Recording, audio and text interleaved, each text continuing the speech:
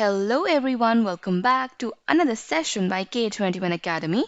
Today our expert will be discussing about Azure Policy. So let's get into the video.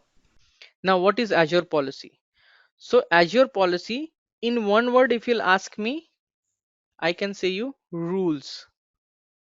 You are going to create some rules in your Azure portal, and whoever is not following that rule will mark as uh, will be marked as non-compliant. Sorry, incompliant. I was saying will be marked as non-compliant. So, who will be marked as non-compliant here, guys? The resources will be marked as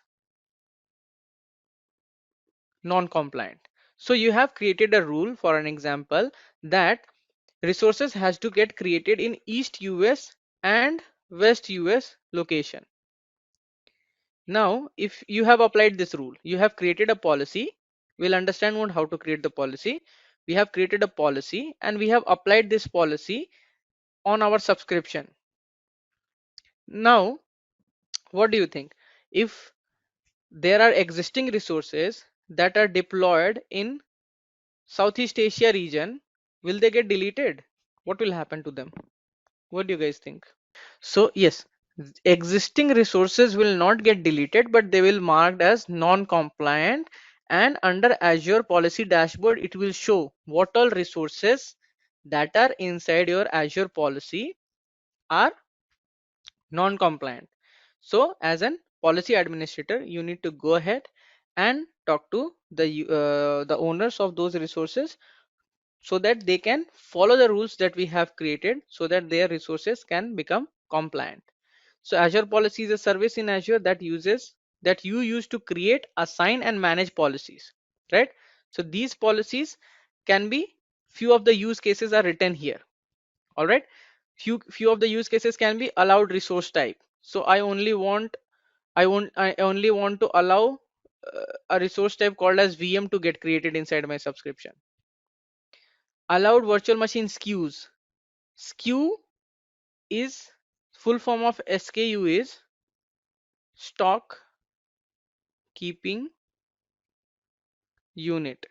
Okay, this is just a lingo which they are using, and it comes from inventory management. Okay, inventory management it comes from, but in terms of Azure virtual machines, it basically means VM size, how much virtual CPU and how much RAM you are going to assign to your virtual machine.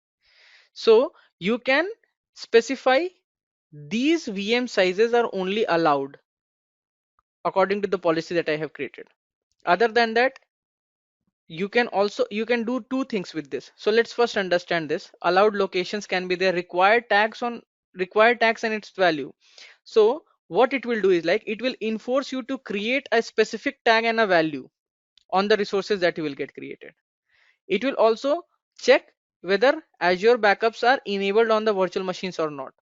So if you are deploying a new resource on already uh, this particular Azure policy has been applied on this subscription, right? And now you are going to deploy a VM onto this particular subscription. There are two ways in which we are going to assign the policy. Okay, first one is a normal way, another one will be enforced way.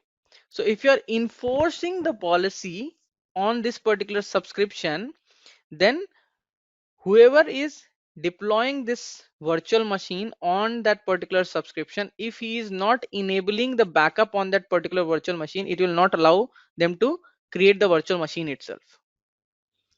We'll understand how this Azure policy actually works in the backend. We'll understand in the next slide, but this is what it will do. Okay, and for the existing resources for which Azure backup is not, for which if Azure backups are not enabled, those virtual machines will be marked as non-compliant. That is what will happen.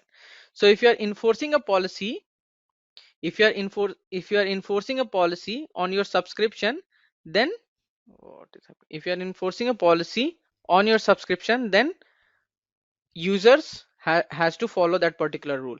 If you're not enforcing that policy on your subscription, Azure will allow them to create those resources, but those resources will be marked as non-compliant.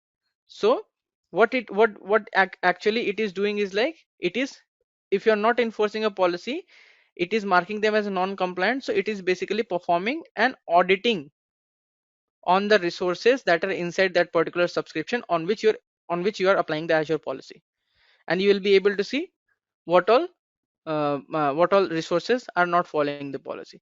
So these things are there when we are discussing about Azure policies.